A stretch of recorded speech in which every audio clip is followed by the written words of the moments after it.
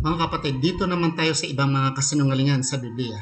Nababasa ito sa Marcos 16, Kapitulo 16, versikulo 18. Babasahin ko sa inyo mga kapatid. Sabi dito, okay?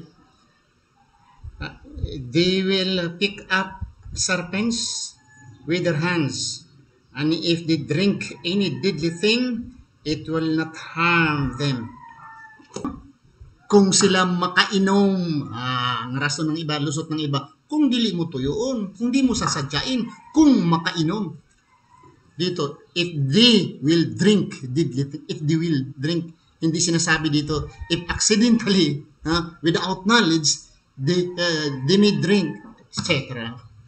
Translation, dinadaya, kung makainom raw, sa ibig sabihin, hindi mo alam. Pero dito sa English, if they will drink deadly thing, it will not harm them.